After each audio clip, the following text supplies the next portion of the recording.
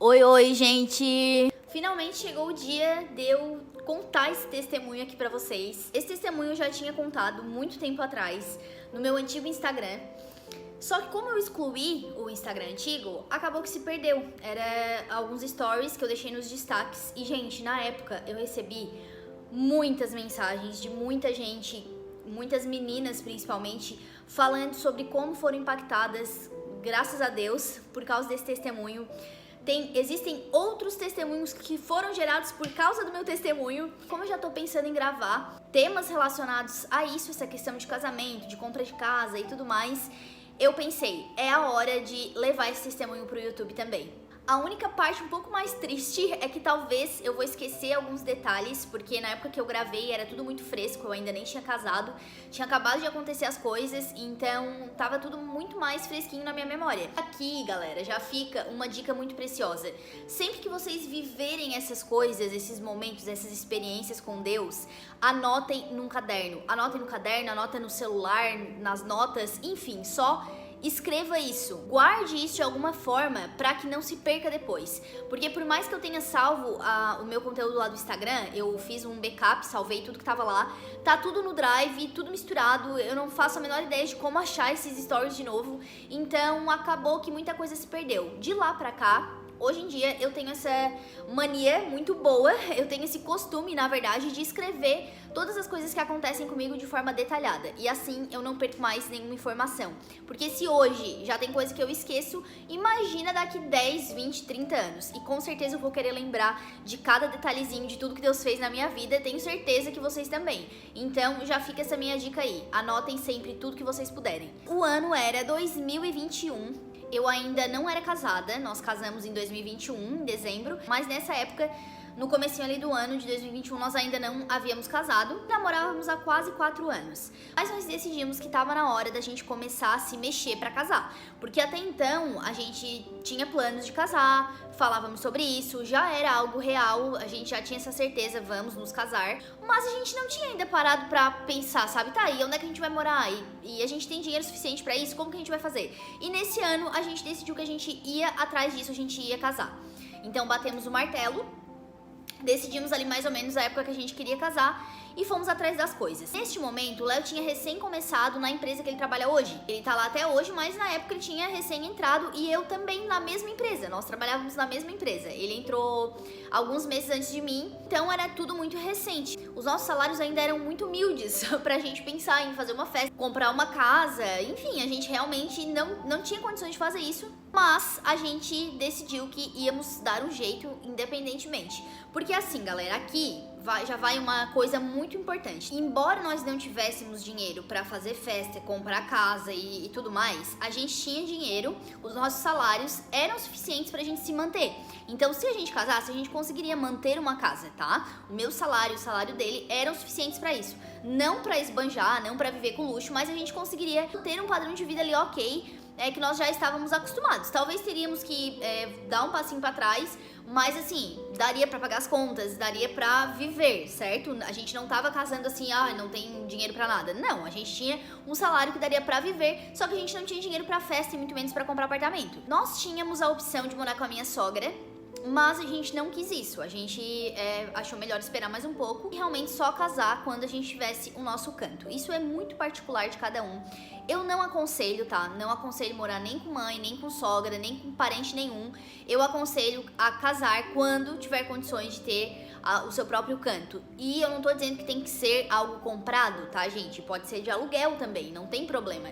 A grande maioria, né, a maioria esmagadora das pessoas não começa já a sua vida a dois já com casa comprada, com apartamento comprado. Não, a maioria das pessoas realmente vão aos pouquinhos, aluga e depois compra. Não aconselho, mas isso é muito individual, é muito particular de cada pessoa, né? Cada casal vai ver o que é melhor pra si naquele momento.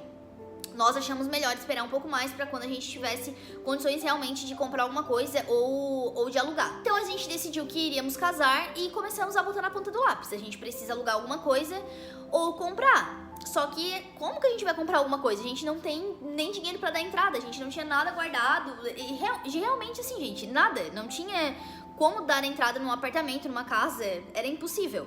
A gente teria o dinheiro do aluguel, só que, normalmente, pra alugar, eles pedem ali um valor inicial pra poder alugar. Tem que ter comprovação de renda, enfim, uma coisa arada que a gente teria que ter de qualquer forma. Mas, assim, o que a gente pensou? Vamos começar a ver apartamento. Independentemente, vamos começar a ver, porque, sei lá, vai que acontece um milagre e a gente consegue comprar alguma coisa sem entrada, ou enfim, algum financiamento maluco. Vamos atrás, vamos ver o que dá pra gente fazer. Aí, lá fomos nós. O Léo entrou em contato com uma corretora, alguns corretores, na verdade, mas teve uma que foi a que a gente gostou mais e é com ela que a gente mais conversava, e ela mostrou alguns apartamentos pra gente. Na verdade, galera, se eu não me engano, a gente chegou a ver 3 apartamentos, tá? Não foram tantos, a gente viu 2 e o terceiro foi este que estamos morando hoje, que foi o que a gente acabou comprando. E aí vimos um, vimos outros e, gente, quando eu entrei nessa casa, vou mostrar pra vocês, tá vendo aquela porta roxa ali? A porta de Friends, ela não era assim. E até um detalhe bem legal, bem interessante sobre essa porta, a moldura amarelinha ali foi a primeira coisa que a gente comprou pra nossa casa. Isso bem antes da gente pensar em comprar um apartamento, qualquer coisa. A gente comprou porque eu e o Léo gostamos muito de Friends, somos muito fãs da série. E a gente comprou pra quando a gente tivesse a nossa casa. E a gente comprou a moldura, guardamos lá dentro do guarda-roupa e ficou lá até a gente casar. Então é assim, algo que tem um valor muito grande pra gente, sabe? Um valor sentimental. Na verdade não é nem esse, porque o original o Léo quebrou no dia que a gente foi colocar. Ele deixou cair, se espatifou e ele foi lá e comprou outra. Então esse não é o que ficou guardado no guarda-roupa, este é um impostor. Mas enfim, né, gente? Essa é a história da porta. E a porta roxa foi a primeira coisa que a gente fez quando a gente comprou o apartamento também. Mas, voltando aqui à história, a gente chegou nesse apartamento aqui e quando eu entrei, eu simplesmente me apaixonei. Porque quando tu entra aqui, eu vou mostrar pra vocês um pouquinho aqui também, ó. Aqui a gente tem essa... Gente, olha só a gambiarra. Eu estraguei o meu... Eu não, né? O senhor, meu marido, quebrou o meu tripé e aí eu tô tendo que fazer gambiarra aqui pra poder gravar.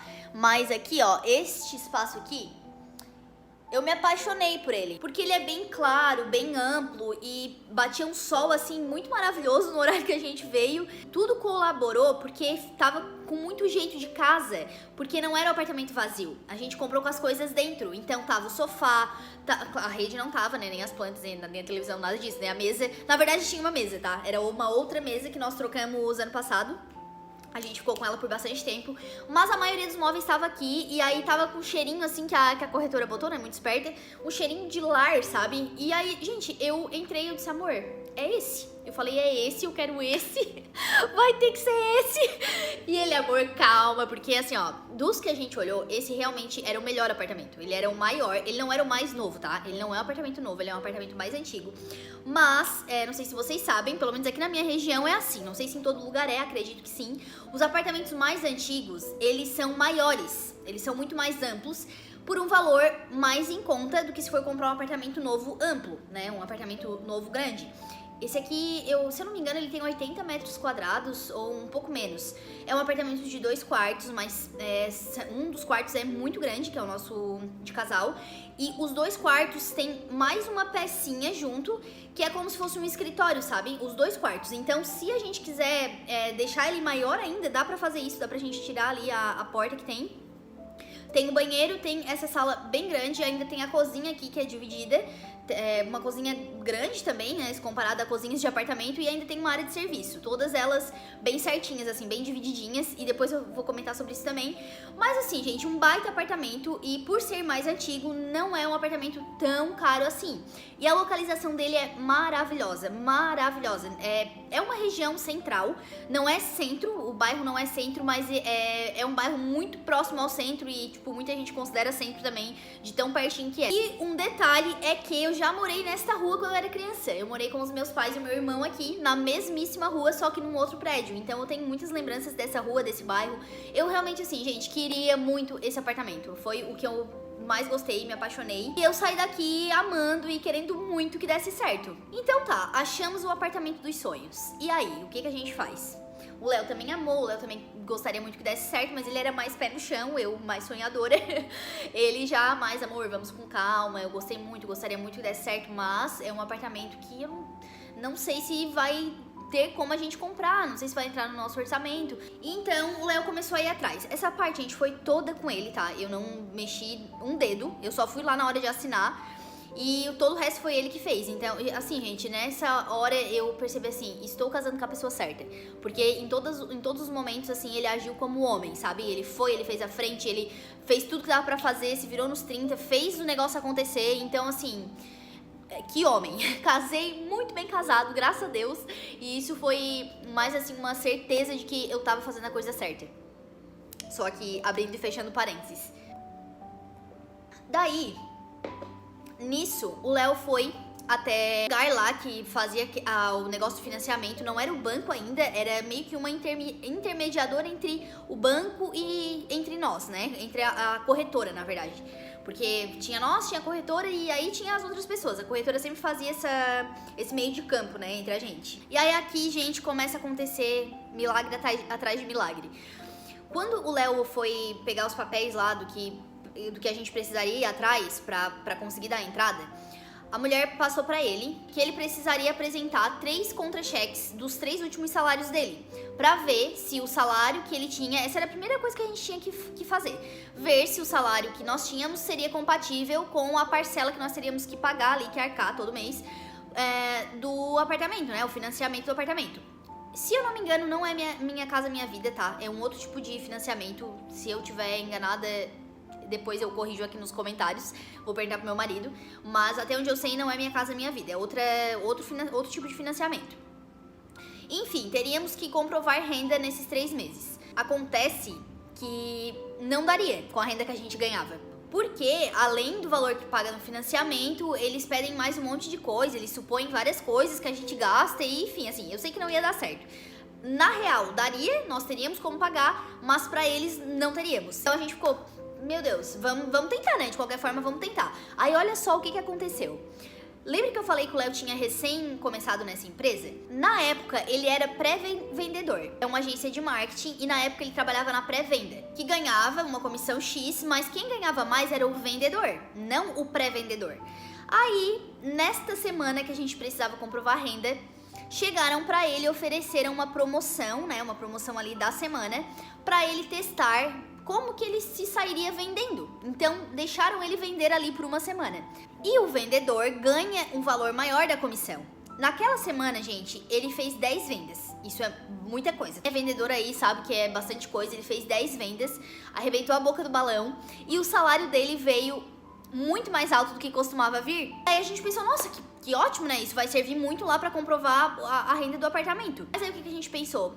A gente precisa de 3 contra-cheques, 3 comprovantes ali, eu nem sei se é contra-cheque o nome, eu sei que precisava de 3 comprovantes ali de salário.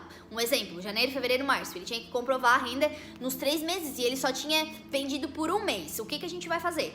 Conversando lá com a mulher, gente, do absoluto nada, naquele mês, a Caixa simplesmente decidiu que um comprovante de pagamento só já era necessário. Era assim, uma exceção que eles estavam abrindo aos cidadãos e naquele mês não ia precisar comprovar a renda por 3 meses. Um mês só bastaria. Vocês estão entendendo, gente? Vocês estão compreendendo, assim, a dimensão do negócio? E não acabou por aí não, tá? Calma aí que não acabou.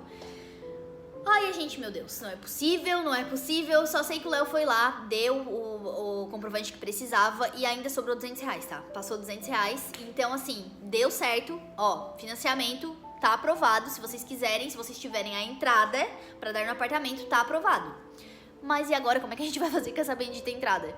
Assim, não tem como, a gente não tem R$1, o que a gente vai fazer? Pois bem, o Léo tinha um carro. Um bom carro, assim, na época. Que era a única coisa que ele tinha ganhado dos pais dele. Mas os pais dele deram ok, liberaram pra gente vender. Então, na verdade, tivemos, graças a Deus, essa ajuda deles, né? Que deram um carro pro Léo e possibilitaram que ele vendesse pra que a gente pudesse comprar o apartamento. Então, os meus sogros foram muito fundamentais, assim, nessa parte também. Mas aí tá, tínhamos o carro, só que, gente, ninguém ia aceitar um carro de entrada do apartamento. Dificilmente isso aconteceria. Então o que o Léo fez? Foi até uma concessionária, conversou com o dono da concessionária pra ver se ele tinha interesse no carro. Só que assim, a gente tinha pressa, porque tinha outras pessoas vendo o apartamento pra comprar também, que estavam ali junto com a gente, e se eles tivessem o dinheiro e pagassem, a gente ia perder o apartamento. Então a gente tinha pressa. Não era uma coisa assim, vamos botar pra vender, e quando vender a gente faz o negócio. Não, a gente tinha pressa nisso. Gente, o dono da concessionária comprou o carro no mesmo dia, tá? No mesmo dia que o Léo falou com ele, acima do valor da tabela FIP. A tabela FIP, pra quem não sabe, mulheres, é o valor fixo, vamos dizer assim, que um carro tem. Então, normalmente se vende abaixo da FIP, porque o carro não é mais novo. Acima da FIP meu Deus, muito difícil isso acontecer, mas aconteceu. O dono da concessionária comprou o nosso carro acima da tabela FIP. E aí, no mesmo dia, o dinheirinho pingou na conta e a gente conseguiu dar entrada no apartamento. Gente, assim, tá? Assim, desse jeito aí que, olha... E aí eu sei que teve alguma coisa aqui entre a concessionária e os donos do apartamento, porque nesse tempo todo nós não tivemos contato com os donos do apartamento. Foi tudo corretora, eles e caixa, sabe? Eu só sei que teve alguma coisa ali que eles tiveram que fazer, um acordo entre o dono da concessionária e a pessoa que ia vender o carro, passar o carro.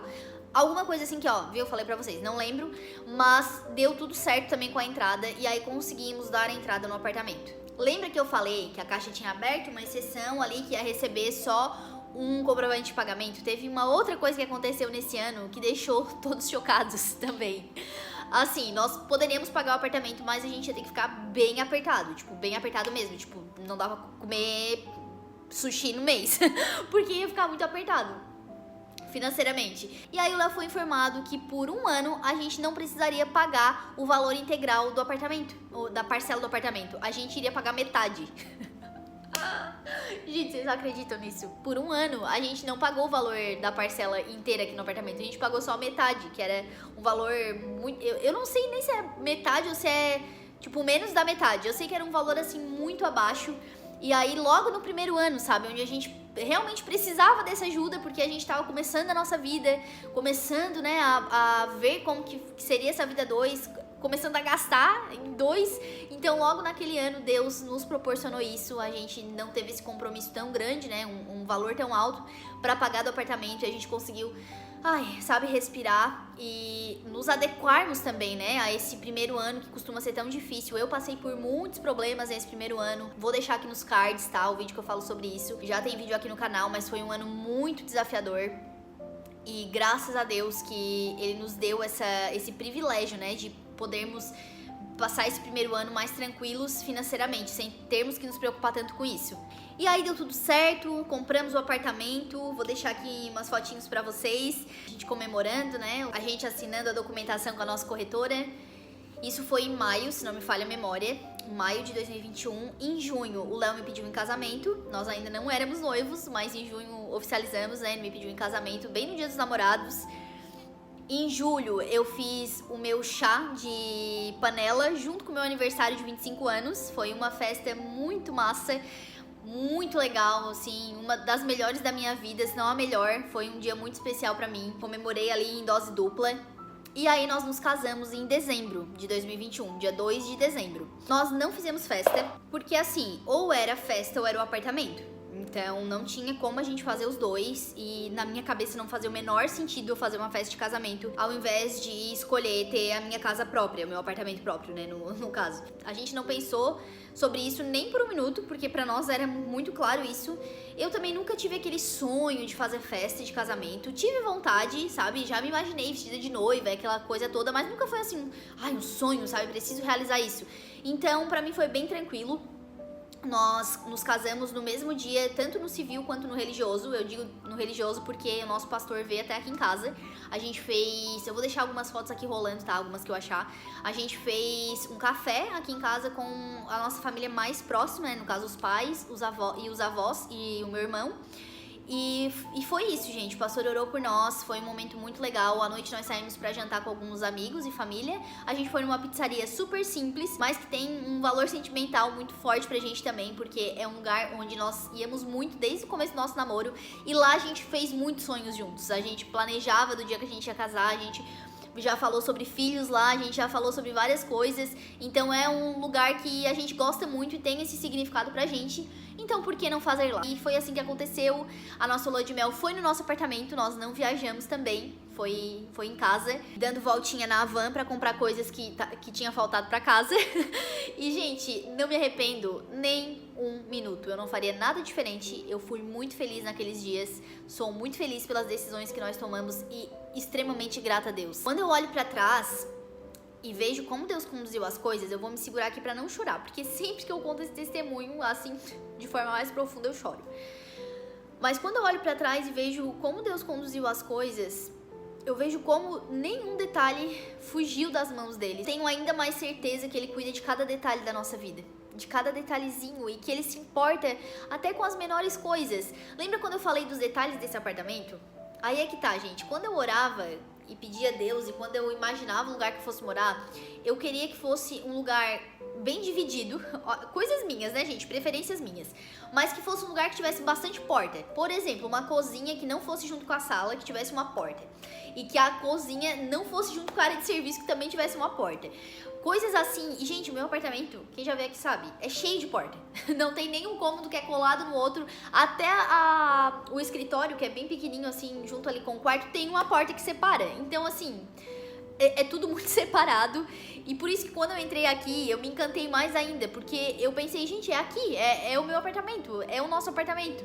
E até um detalhe que eu brincava com o Léo, que eu queria uma máquina lave-seca que abrisse na frente. Era o que eu queria. E ele dizia, amor, muito caro e tal. Inclusive foi uma das primeiras coisas que a gente comprou.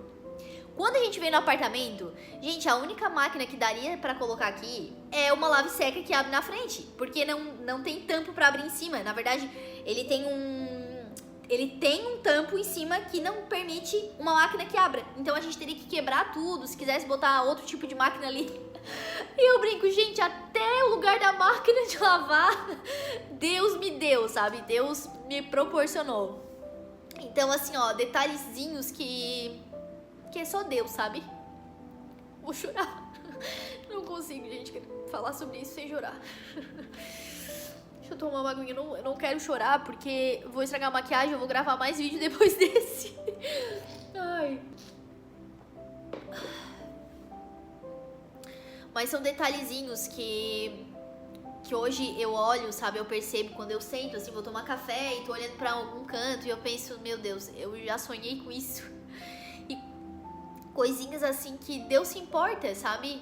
Ele não precisava fazer. Tem coisas assim que não precisava. Ele me dando um apartamento, meu Deus, eu já ia estar 100% grata. Não precisava proporcionar esse a mais. Mas Deus faz o a mais.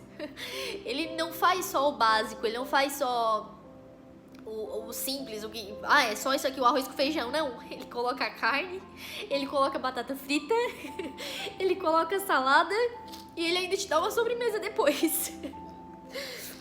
Porque ele é um pai. Ele é o nosso pai. E, por favor, não entenda isso como se eu estivesse te dizendo que Deus sempre vai te dar essas coisas. Eu tô dizendo que Ele pode te dar. Se Ele quiser, Ele vai te dar. Não que Ele vai fazer isso sempre. Tem vezes na nossa vida que sim, nós vamos comer só arroz com feijão. E às vezes, nem arroz com feijão vai ter. Às vezes vai ser um arroz com farinha. Mas o básico Ele não deixa faltar pra nenhum dos seus filhos. O problema é que muitas vezes a gente quer viver nesse a mais, né? A gente quer viver comendo arroz com feijão, com picanha e batata frita. E nem sempre vai ser assim. E a nossa fidelidade em Deus, a nossa fé em Deus, ela é provada quando a gente está passando por esses momentos difíceis e ainda assim a gente glorifica Deus. Ainda assim a gente permanece fiel. Tanto no muito quanto no pouco. Esse testemunho não é somente sobre a compra de um apartamento. Deus me deu um apartamento. Não. Esse testemunho é sobre confiar em Deus. Sobre confiar que Ele faz as coisas no tempo certo, na hora certa, como Ele quiser fazer. E na época uma das coisas que mais nos trouxe paz de que era um negócio certo, né, que estávamos fazendo o negócio certo, de que estávamos no caminho certo, é porque as coisas se encaixavam muito. A gente não precisou forçar nada, forçar nenhuma porta. A gente não precisou mentir pra conseguir fazer alguma coisa, dar um jeitinho aqui, um jeitinho ali. Não. Tudo foi fluindo e acontecendo de forma sobrenatural. Vocês percebem que são coisas que não aconteceriam normalmente? Que teve a mão de Deus ali? Então tudo era muito claro e tudo foi dando muito certo. Em nenhum momento a gente teve que forçar nada. E essa foi a nossa comprovação de que estamos fazendo a coisa certa. É isso mesmo. Vamos fechar esse negócio porque Deus está nos dando a direção. Então, se tu tem um sonho que parece distante, muitas vezes distante, né? Tanto a compra de um apartamento, de uma casa própria, quanto qualquer outro sonho, coloca isso nas mãos de Deus. Coloca a tua fé em ação, coloca nas mãos de Deus, mas não fica de braço cruzado esperando cair do céu. Vai atrás, luta, trabalha, organiza. Deus nos dá muitas vezes oportunidade de administrar os recursos que Ele coloca na nossa mão. Ele abre as portas no momento certo, então não te precipita, não troca os pés pelas mãos. Eu acredito que, se tratando da parte financeira, a gente precisa ter muito cuidado. Não só na parte financeira, é claro, mas essa parte exige um cuidado em dobro. Não adianta a gente se precipitar, pensar, porque Deus vai fazer, vamos lá que vai dar tudo certo, e aí acabar agindo de forma errada, de forma precipitada. A gente precisa agir com sabedoria. E eu vou falar disso no próximo vídeo, porque esse aqui vai ficar muito extenso, eu quero falar sobre isso também. Então, se tu é nova por aqui, já ativa o sininho de notificações para ser avisada quando esse vídeo sair. E eu espero de coração que esse testemunho tenha te edificado, tenha renovado as tuas esperanças. Se tu já viveu algo parecido, algum testemunho assim com Deus, conta aqui nos comentários, porque esse tipo de troca fortalece muito a nossa fé. Não esquece de deixar o teu like e se inscrever no canal caso tu ainda não seja inscrita. Um beijo, fiquem com Deus.